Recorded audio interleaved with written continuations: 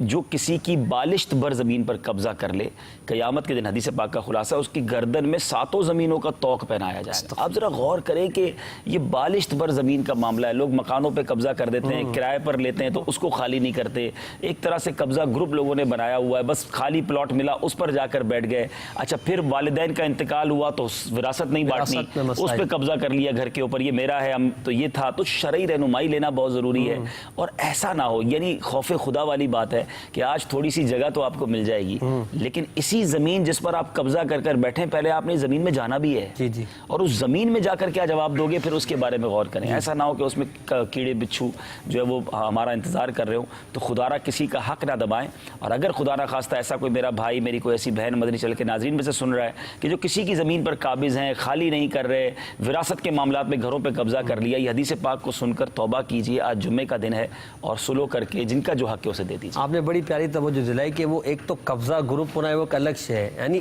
ہر ایک یہ سمجھتا ہے کہ قبضہ تو وہ کر رہا ہے، مگر جو وراثت کے معاملے میں جو قبضے کر کے بیٹھے تو وہ اپنے آپ کو قبضہ گروپ نہیں سمجھتے، وہ کہتے ہیں میرا حق ہے، میرا حق ہے۔ تو اگر آپ کا حق ہے تو کسی مفتی صاحب سے، صحیح مفتی سے مشورہ کر لیں، کیونکہ بعض اوقات وہ یہ سمجھتے ہیں کہ چونکہ بہنوں کی شادی ہو گئی تو اب تو بہنوں کو دینے کی کوئی ضرورت نہیں ہے، اب تو اس گھر میں ہم امی ابو کے ساتھ رہے تھے، ایک بھائی نے تو اپنا گھر خود ہی بنا لیا تھا، شادی ان کی ابو نے الگ کر دی تھی، میں ساری زندگی خدمت کرتا رہا، تو یہ تو گھر میرا ہو گیا نا امی ابو کے جانے کے بعد۔ آپ نے یہ ازیوم کیا، آپ نے یہ سوچا کہ آپ کا ہو گیا، شرعاً آپ کا ہوا ہے کہ نہیں ہوا، اس کی معلومات لے لیں، ورنہ کئی اچھا اس میں کئی یتیموں کا حق بھی ہو جاتا ہے۔ ہو سکتا ہے کہ کوئی بھائی کا انتقال ہو گیا ہو، بہن کا، اس کے نابالغ بچے ہوں، اور آپ یتیموں کے حق پر بیٹھے اور آپ سمجھ رہے ہو یہ میرا حق ہے۔ ہمارے یہاں تو بس وراثت کے معاملے میں اللہ تعالیٰ ہمیں علم کی حاصل کرنے کی، علماء سے رابطے کرنے کی توفیق عطا فرمائے۔